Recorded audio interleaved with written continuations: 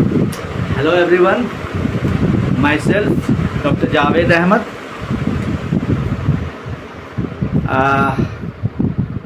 आज फिर हम लोग कुछ क्वेश्चन का डिस्कशन करेंगे. No copy, no pen, only brain. Okay, तो बिना टाइम वेस्ट किए हुए चलिए स्टार्ट करते हैं. मोल कंसेप्ट जितना अच्छा होगा पूरा केमिस्ट्री उतना अच्छा होगा, ध्यान रखिएगा. ठीक है, तो अभी डिस्कशन इसी पर, थोड़ा टाइम इसी को दीजिए, तब देखिए केमिस्ट्री कितना अच्छा हो जाता है सब चैप्टर. क्वेश्चन है,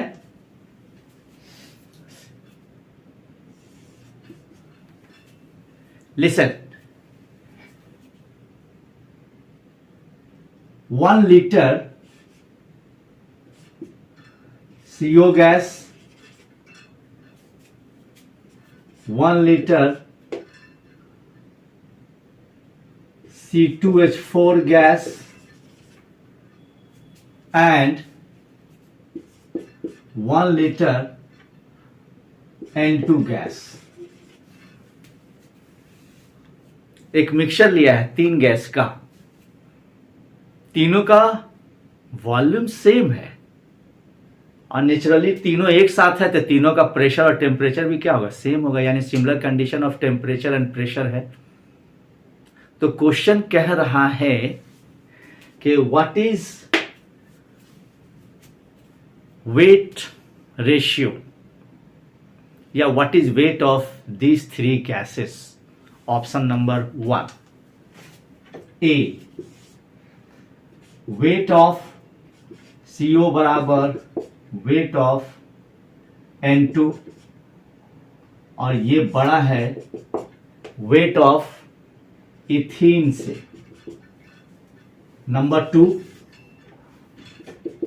weight of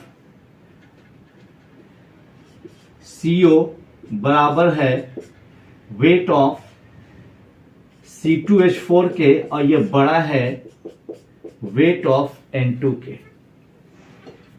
number 3, weight of CO बराबर वेट ऑफ C2H4 बराबर वेट ऑफ N2 और D है weight of CO weight of C2H4 और वेट ऑफ N2. ये 4 ऑप्शन है. मैंने तो पहले ही क्लास में कह दिया था कि मोल और वॉल्यूम का रेशियो सेम चलता है. सबका वॉल्यूम सेम तो मोल सेम. अब आइए, सबका मोल सेम है, वॉल्यूम तीनों का सेम है, तो नंबर ऑफ मोल्स भी तीनों का सेम है. अब एक बात बताओ, सबका मोलर मास भी तो सेम ही है. इसका मोलर मास आएगा 28, इसका भी मोलर मास 28, इसका भी मोलर मास 28. अरे वॉल्यूम सेम तो मोल सेम, और मोल सेम तो सबका मोलर मास भी सेम, तो सबका मास भी आपस में क्या हो जाएगा, सेम होगा. कॉमन सेंस है, कॉमन सेंस. इक्वल वॉल्यूम तो इक्वल मोल्स. सबका मोलर मास डिफरेंट होता तो सबका मास डिफरेंट हो जाता एक एक मोल का. जैसे 1 मोल मीथेन 16 ही ग्राम होता है, जबकि 1 मोल ऑक्सीजन 32 ग्राम होता है, 1 मोल SO2 64 ग्राम होता है. तो मोलर मास डिफरेंट, तो मोल्स सेम रहेगा तो मोलर मास डिफरेंट रहेगा तो मास भी सबका डिफरेंट होगा. लेकिन जब मोल सेम है, मोलर मास सेम है, तो आपस में सबका मास भी क्या होगा, सेम होगा. नहीं जानते हैं तो सुन लीजिए ध्यान से. This is correct option. ठीक है, नेक्स्ट. कहां गया? नेक्स्ट देखिए,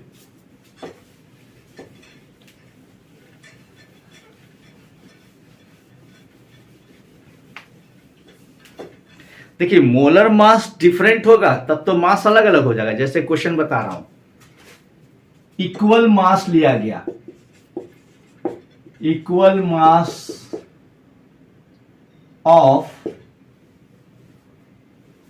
ऑक्सीजन, O2, ओजोन, तीनों का इक्वल मास लिया गया। तो क्वेश्चन कह रहा है कि तीनों का number of moles of atoms का आपस में रेशियो क्या होगा। Number of moles of atoms यानी कितना मोल एटम है तीनों का, उसका रेशियो बताना है। तो एक बात बताओ, इसका मान लो ये 1 मोल आता है, 1 मोल, तो 1 मोल में एक ही मोल एटम होगा। इसका अगर 1 मोल आता है तो एक में 2 एटम है, तो 2 मोल ऑक्सीजन एटम हो जाएगा। और इसका अगर 1 मोल लेते हैं तो 1 मोल में 3 मोल्स ऑक्सीजन एटम्स, यहां 1 मोल ऑक्सीजन एटम। इतना तो सब कोई जानता है कि 1 मोल में एक ही मोल ऑक्सीजन एटम होगा, 1 मोल में 2 मोल ऑक्सीजन एटम होगा, इसके 1 मोल में 3 मोल ऑक्सीजन एटम होगा। तो सबका मास इक्वल है, तो क्यों ना हम सबका नंबर ऑफ मोल्स निकाल ले पहले, क्योंकि मोल एक मोल है तो सब में कितना कितना मोल एटम है, और जितना मोल होगा उतना से मल्टीप्लाई कर देंगे। ये इसका इस्तेमाल कर रहा हूं समझाने के लिए। अब इक्वल मास है तो मैंने पिछले क्वेश्चन में भी डिस्कस किया था, जब इक्वल मास रहे तो जो सबसे हायर मॉलिक्यूलर मास वाला है उसी का मास सबके मास के बराबर मान लेंगे। जैसे सबसे हायर मॉलिक्यूलर मास का ये है, तो इसको इसका 48 ले लीजिए, 48 ग्राम। तो ये 48 ग्राम कितना मोल हो गया, 1 मोल हो गया। हुआ कि नहीं हुआ? इसका भी 48 ही ग्राम लो, तो 48 ग्राम ये हो जाएगा, 1 मोल नहीं आएगा, 48 ग्राम में ये आएगा 1.5 मोल्स। 48 में 32 से डिवाइड कीजिएगा, 1.5 मोल्स आएगा। तो देखिए 1 मोल में 2 मोल एटम, तो 1.5 मोल में कितना मोल एटम हो जाएगा, तो 1.5 इंटू क्या 2, 3 मोल ऑक्सीजन एटम। अब इसका भी 48 ही लेना है, तो ये तो सीधा हो गया 3 मोल्स। तो 1 मोल में एक ही मोल ऑक्सीजन एटम, तो 3 मोल में 3 मोल्स ऑक्सीजन एटम्स।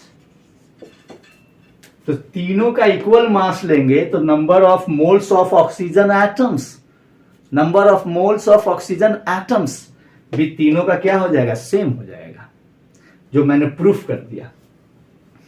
ये बिना कॉपी कलम के बना सकते थे, सिंपल।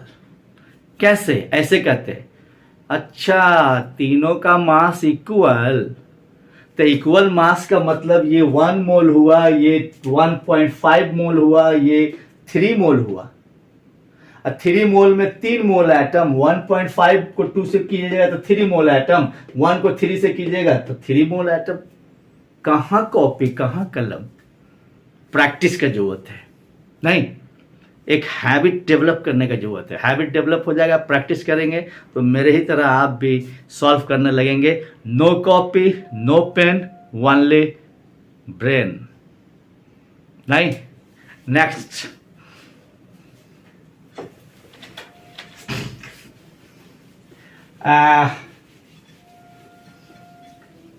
चलो सिंपल क्वेश्चन लॉजिकली सॉल्व करते हैं। जैसे क्वेश्चन है कि 2 एलिमेंट्स हैं A एंड B, 2 एलिमेंट्स है, elements A, elements B, 2 elements. इसका एटॉमिक मास या एटॉमिक वेट है 40,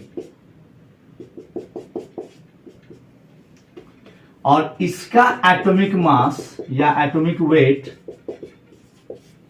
80, इसके x ग्राम में y एटम्स है, A का x ग्राम में y एटम्स है, तो B का 2x ग्राम में कितना एटम्स, यही क्वेश्चन है। Two elements A and B, two elements A and B, A का एटॉमिक वेट 40, B का एटॉमिक वेट 80, A का x ग्राम में y एटम्स है, तो B का 2x ग्राम में कितना एटम्स। एक बात बताओ, ये एलिमेंटल फॉर्म है तो इसमें एटम ही है, मॉलिक्यूल नहीं है। एकदम साफ, अगर मॉलिक्यूल लिखता तो A2 लिखता, B2 लिखता, नहीं, दोनों एटॉमिक फॉर्म में है। तो नंबर ऑफ मोल्स देखना पड़ेगा, नंबर ऑफ मोल्स क्या है, ठीक है। तो इतना तो कैलकुलेट कर ही सकते हैं। एक बात बताइए, नंबर ऑफ मोल्स कैसे निकालते हो? ए का कितना ग्राम है, x ग्राम, तो x बाई 40, इतना तो मन में कर ही सकते हैं। तो x बाई 40, इतना मोल में कितना एटम है, y। तो इसका क्या है 2x बाई, इसका एटॉमिक मास 80, तो 2x बाई 80 में कितना एटम्स होगा? ऑप्शन सुनिए, option A y by 2, option B 2y, option C y, option D 3y। अब तो आप बता सकते हैं। एक बात बताओ, मोल्स बराबर हो जाए तो एटम भी तो बराबर हो जाएगा, क्योंकि एलिमेंटल फॉर्म है, एटॉमिक फॉर्म में। तो x बाई 40 और 2x बाई 80, तो दोनों तो सेम ही ना है। ये वैल्यू और ये वैल्यू क्या अलग अलग है, इसको भी कर दोगे तो ये x बाई 40 ही ना आएगा। तो x बाई 40 में y एटम्स है, तो इसका भी x बाई 40 ही आ रहा है, तो कितना एटम्स हो जाएगा, y एटम्स हो जाएगा। एटॉमिक मास 40, तो x ग्राम लिए हैं। एटॉमिक मास डबल, तो मास भी डबल लिए हैं। तो क्या फर्क पड़ता है? नहीं, नंबर ऑफ एटम्स क्या होगा दोनों में, सेम होगा, ठीक है। तो आंसर इज y। इतना कैलकुलेशन यही करना है, एक हैबिट डेवलप करना है। इस कैलकुलेशन को इसके बजाय यहां से कैलकुलेट करना है। हम कहेंगे कि अच्छा, नंबर ऑफ मोल से पता चलेगा कि एटम्स कितना कितना है। तो x बाई 40 और 2x बाई 80, तो 2x बाई 80 भी तो x बाई 40 ही हुआ। तो दोनों तो x बाई 40 ही मोल है, तो दोनों में नंबर ऑफ एटम्स भी क्या होगा, सेम होगा। तो y एटम्स उसका है, तो y एटम्स इसका भी हो जाएगा। क्लियर? कोशिश करेंगे इसी तरह से सॉल्व करने का। किस तरह से? No copy, no pen, only brain. कोशिश करेंगे। Look at next, caffeine. Caffeine coffee जो पीते हैं आप, चाय में भी होता है कैफीन। कैफीन है मोलर मास या एटॉमिक मास, इसका 1 मॉलिक्यूलर मास है 194। मॉलिक्यूलर मास या मोलर मास आएंगे तो ग्राम में हो जाएगा। तो कैफीन का मॉलिक्यूलर मास 194 है, और इस कैफीन में नाइट्रोजन है कितना परसेंट? तो क्वेश्चन का रहा है 28.9%। कैफीन इतना ग्राम, इसमें नाइट्रोजन इतना परसेंट। तो क्वेश्चन कह रहा है कि नाइट्रोजन का कितना एटम है 1 मॉलिक्यूल कैफीन में। 1 मॉलिक्यूल कैफीन में कितना नाइट्रोजन एटम्स? कितना नाइट्रोजन एटम्स। ओके, इतना देखिए 194 है, ये 28.9 है, तो इसको थोड़ा सा इसको क्यों ना एक ऐसे डिजिट में, आसपास ऐसे डिजिट में चेंज कर दें कि मेरा कैलकुलेशन आसान हो जाए। आंसर ही ना लाना है, ऑप्शन सुन लीजिए। ऑप्शन है 1 2 3 4, यही ऑप्शन है। ऑप्शन ये है, मान लो 1 के बजाय 5 दे दिया, चलो 5। तो these are the options. We have to find out the value of number of atoms of an nitrogen. Clear? क्यों ना इसको हम 200 कर दें, और क्यों इसको थोड़ा सा बढ़ाकर 200 किए तो इसको भी थोड़ा सा बढ़ाकर 30% कर देते हैं, इजी करने के लिए टेक्निक। तो 200 का 30% कितना? 200 का 30% 60 हुआ, यानी 200 कैफीन में 60 ग्राम क्या नाइट्रोजन। ये थोड़ा सा बढ़ाए हैं तो ये भी थोड़ा सा बढ़ा हुआ है, तो नाइट्रोजन इतना है तो कितना एटम होगा? तो 14 से डिवाइड कर दीजिए, तो करीब 4 से थोड़ा सा ज्यादा होगा। तो हम ये थोड़ा सा बढ़ाए हैं तो थोड़ा सा ये बढ़ा हुआ है, तो आंसर लगभग कितना आएगा? 4 आएगा। 4 से थोड़ा सा ज्यादा आएगा, तो एटम तो फ्रैक्शनल नहीं ना ले सकते हैं पॉइंट में, एटम तो नियरेस्ट राउंड फिगर में लेंगे। तो आंसर हो गया मेरा दिस। कोई इस पर कैलकुलेट कर रहा है तो लेंदी हो गया, उसका कैलकुलेशन टफ हो गया। तो थोड़ा सा क्यों ना हम अपने कन्वीनियंस के लिए इसको 200 कर दिए, इसको 30 कर दिए, तो मेरा एकदम आसान हो गया। 200 का 30% 60, और 60 को 14 से डिवाइड किया, नंबर ऑफ एटम्स निकल गया। 14 4 जा 56, तो ये एक्चुअली 56 ही रहा होगा, क्योंकि थोड़ा सा बढ़ाए हैं, 60 किए हैं, तो ये 56 ही रहा होगा। हमको तो क्वेश्चन का सही आंसर से मतलब है, ऑप्शन करेक्ट होना चाहिए। सॉल्व करके थोड़ी दिखाना है, सब्जेक्टिव नहीं ना है, ऑब्जेक्टिव है। क्लियर? नेक्स्ट देखिए, अपने कन्वीनियंस के लिए हम टेक्निक लगा रहे हैं, आपके कन्वीनियंस के लिए, अपने कन्वीनियंस के लिए। मैजिकल केमिस्ट्री ऐसी नहीं नाम रहे, है ना? थोड़ा सा इसका इस्तेमाल कीजिए, सब मैजिक की तरह सॉल्व हो जाएगा। कुछ क्वेश्चंस अब हम लोग देख लेते हैं एम्पिरिकल और मॉलिक्यूलर फार्मूला से। आप प्रोसेस निकालते हैं, परसेंटेज एटम्स का लिखते हैं, एटॉमिक कॉलम में एटॉमिक मास लिखते हैं, फिर स्मॉलेस्ट होल नंबर रेशियो निकालते हैं, और तब जाके एम्पिरिकल फार्मूला निकलता है, और फिर मॉलिक्यूलर फार्मूला निकलता है। लेंदी वर्क। इतना कीजिएगा, एलिमेंट्स का या कंपोनेंट एटम्स का परसेंटेज मालूम है तो एम्पिरिकल फार्मूला निकलेगा, उसके बाद फिर मॉलिक्यूलर वेट मालूम है तो मॉलिक्यूलर फार्मूला निकलता है। ठीक है? हम डायरेक्ट मेथड बता रहे हैं। देखिए, technique, logic, common sense, no copy, no pen, only brain. Look eight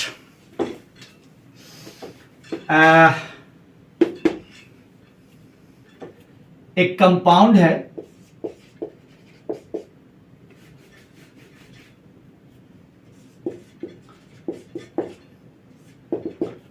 compound में सोडियम कितना परसेंट? दिस इज सोडियम है आपको 0.0887, सोडियम इतना मोल है। सोडियम, एक कंपाउंड में सोडियम इतना मोल है। ऑक्सीजन 0.132 मोल है ऑक्सीजन, और कार्बन है 2.65 इंटू 10 पे पावर 22 एटम्स। एक कंपाउंड है जिसमें इतना मोल सोडियम, इतना मोल ऑक्सीजन और इतना एटम्स कार्बन का है। तो what is formula of compound? Formula इसका मॉलिक्यूलर एमएफ, मॉलिक्यूलर फॉर्मूला क्या है? ऑप्शन सुनिए। नंबर 1 Na2CO3, नंबर 2 यानी बी में Na2O3C5, सी में है NCO और डी है नन। यही क्वेश्चन है।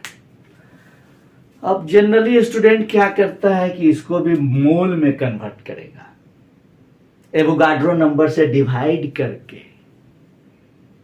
है ना, तो अब जाके फिर डिसाइड करेगा। हमको कुछ नहीं करना है, कुछ नहीं करना है, जरूरत ही नहीं है। कैसे कैसे लॉजिक लगाइए। देखिए एक बात बताओ, ऑप्शन को देखो, ऑप्शन को, ये कितना मोल है? इतना। और ये कितना मोल है? इतना।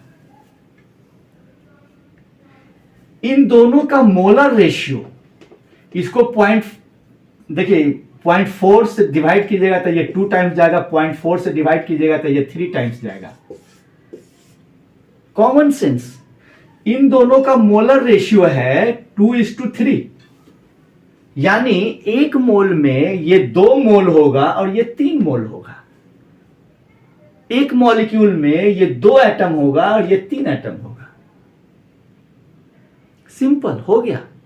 ओ my god, no copy, no pen, only brain. Molar ratio कितना आ रहा है? 2:3। एकदम साफ पता चल रहा है। 0.4 से डिवाइड करेंगे ये 2 आएगा, 0.4 से डिवाइड कीजिएगा ये 3 आएगा। और 2:3 देखिए, सोडियम 2 मोल में, ऑक्सीजन 3 मोल में कहां पर है? सोडियम 2 मोल, ऑक्सीजन 3 मोल। फिनिश। किंग गोज गुना जोड़ घटाओ भाग किए जा रहे हैं। आंसर लास्ट में गलत भी आ रहा है। नहीं, चलिए एक और क्वेश्चन करते हैं। ठीक,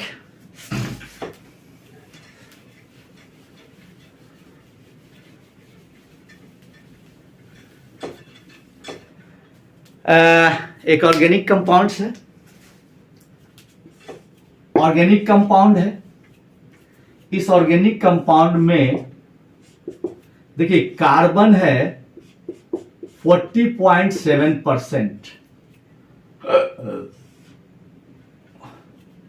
हाइड्रोजन है 5.1% और बाकी आपका हो गया oxygen.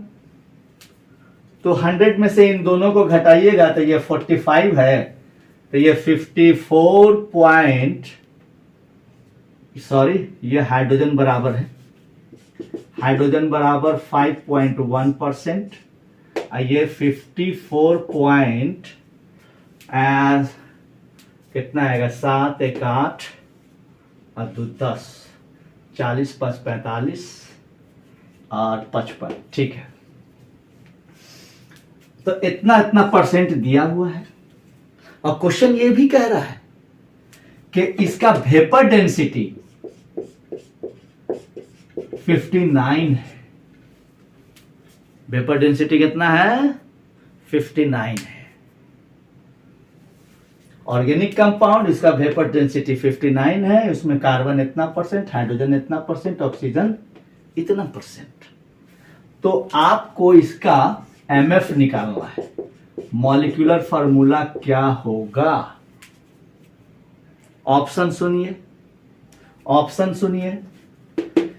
Option number A C4H4O2, option number B C4H6O2, C C4H6O4 और डी नन कर देते हैं।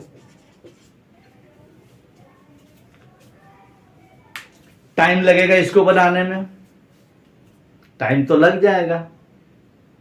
पहले तुम परसेंटेज से इंपेरिकल निकालोगे, इंपेरिकल के बाद वेपर डेंसिटी को 2 से मल्टीप्लाई करोगे, मॉलिक्यूलर वेट निकालोगे, फिर n का वैल्यू निकालोगे, n से मल्टीप्लाई करोगे, तब जाके मॉलिक्यूलर वेट निकलेगा। लंबा प्रोसेस। चलिए सिर्फ इसका इस्तेमाल करते हैं, नो कॉपी नो पेन। कमान, हाइड्रोजन कितना परसेंट और कार्बन कितना परसेंट? एक बात बताओ, हाइड्रोजन का ये 8 टाइम्स है कि नहीं? कार्बन हाइड्रोजन का 8 टाइम्स है कि नहीं? बिल्कुल है। तो हम पहले चूज करेंगे कि किस ऑप्शन में हाइड्रोजन 8 टाइम, कार्बन 8 टाइम्स है हाइड्रोजन का। चलो इसको आ जाओ, ये कैलकुलेशन दिमाग में ही कर सकते हैं, है ना, लिख रहा हूं समझाने के लिए। कार्बन 48 हो गया और ये 4 हो गया। क्या ये 8 टाइम्स है? नहीं है। यहां पर आ जाओ, ये 48 है और ये 6 है। ओ, ये तो 8 टाइम्स है, 8 टाइम्स है, क्योंकि ये 8 टाइम्स है। अब इसमें आ जाते हैं, तो इसमें भी 8 टाइम्स है। देखिए नन को हटा देते हैं, ये भी 48 है और ये भी 6 है, तो ये भी 8 टाइम्स है। तो ये तो खत्म हो गया, नन भी खत्म हो गया। अब इन दोनों में कंपेयर करना है, ये भी 8 टाइम्स दोनों, ये भी आपस में 8 टाइम्स दोनों। तो अब ऑक्सीजन से डिसाइड करना है। तो लुक एट, ऑक्सीजन का परसेंटेज कार्बन से कम है कि ज्यादा? ऑक्सीजन का परसेंटेज कार्बन से ज्यादा है, मोर है। तो हम देखते हैं कि ऑक्सीजन किस में ज्यादा है कार्बन से। इसमें 32 है, इसमें 48 है, तो इसमें तो ऑक्सीजन कम है कार्बन से, लेकिन इसमें ऑक्सीजन ज्यादा है, 64 है, ये 48 है। तो मेरा आंसर हो गया ये। एक बात बताओ, क्या इसका जरूरत पड़ा? क्या वेपर डेंसिटी का जरूरत पड़ा हमको? बताइए बताइए। जो लोग कॉपी कलम पे बना रहे होंगे धड़ाधड़ कॉलम बना बनाकर, उनको तो वेपर डेंसिटी का जरूरत पड़ा ही है। हम लोग no copy no pen, only brain. Okay, next.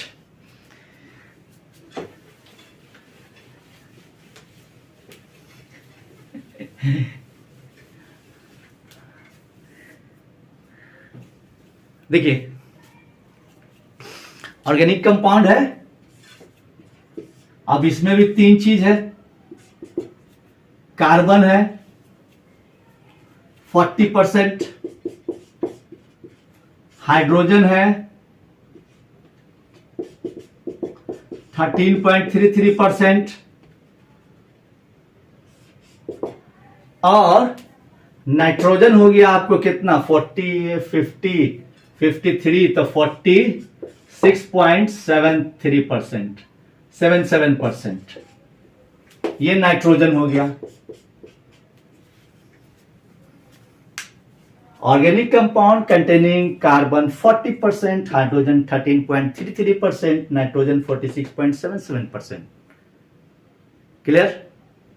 What is empirical formula? Empirical formula, और आप एम्पेरिकल फॉर्मूला कॉलम बना के निकालते हैं, ये मैनुअल है ना, सब्जेक्टिवली है। हम लोग ऑब्जेक्टिवली इसको सॉल्व करते हैं। ओके, कम ऑन, ऑप्शन में आइए। ऑप्शन में आपको दिया हुआ है, सॉरी, ए CNO पहला ऑप्शन, नंबर 2 सॉरी NH है ना, CHO। बी में देखिए आया हुआ है कि CH4N, सी में है CH3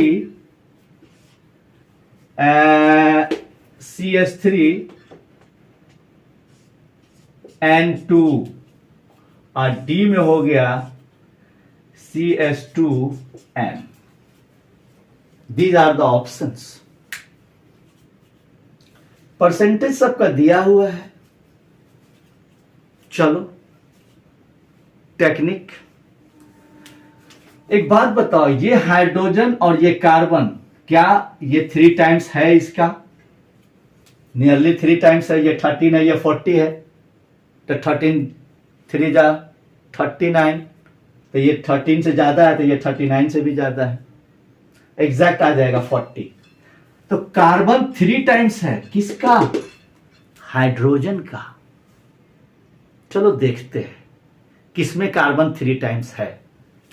इसमें हाइड्रोजन 1 कार्बन 12 नहीं है, इसमें कार्बन 12 हाइड्रोजन 4, अरे ये तो 3 टाइम्स है। चलिए देखते हैं।